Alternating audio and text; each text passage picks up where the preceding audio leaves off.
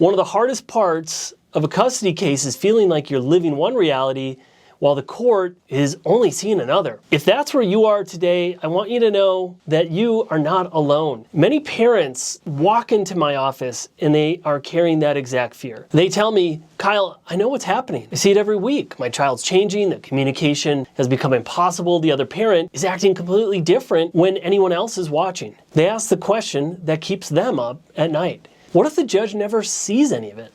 And that's a reasonable concern. Family court does not get to watch your daily life. A judge isn't sitting in your living room reading every text message as it comes in or watching every exchange between the parents. It's not all recorded. There's no video to play back for all of these events. The court only knows what can be presented through credible evidence and testimony at a hearing. This is why it's really important to understand the difference between what you know and what you can actually prove. When parents become overwhelmed by fear, sometimes they make decisions and it actually weakens their case. They might send an emotional message or argue over every disagreement. Sometimes they start collecting every minor complaint because they're desperate to convince the court that what they're saying is the truth. Unfortunately, that approach can actually backfire on you. The strongest custody cases are usually built on facts, documentation, and consistent behavior over time. If there are concerning messages, save them. If there are missed exchanges or violations of a court order,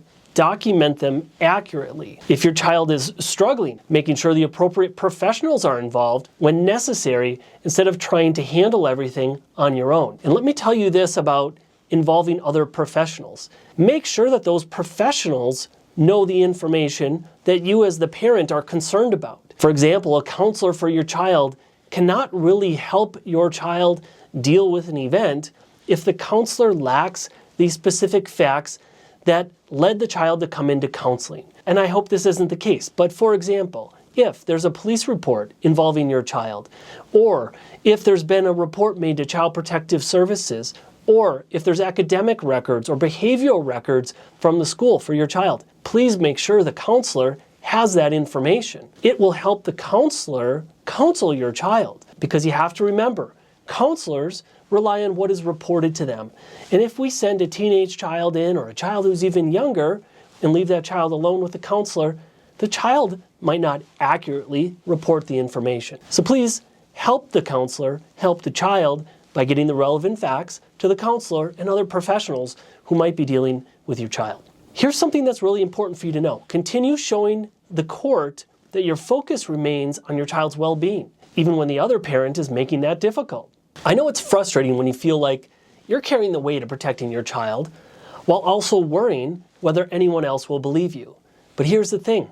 That's your job as the parent. It's your job as the parent, as the more responsible and reasonable and rational parent. Sometimes you have to carry that weight. So please, take the challenge on.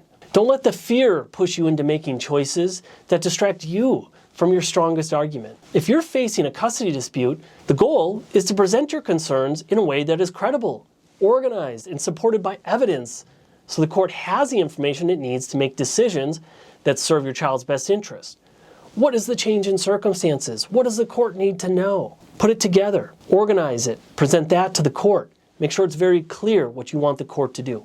To be successful in family court requires good reporting, and you have to show, not just by telling, but by supportive evidence, that there are factors in your child's life impacting that child, and you need to have the proper people come in to help tell the story, and not just you alone. And if you don't have that, rely on written text messages, if you have recordings or videos, to present your case. Make sure your attorney has that information to help you. Thanks for watching this video. Take care.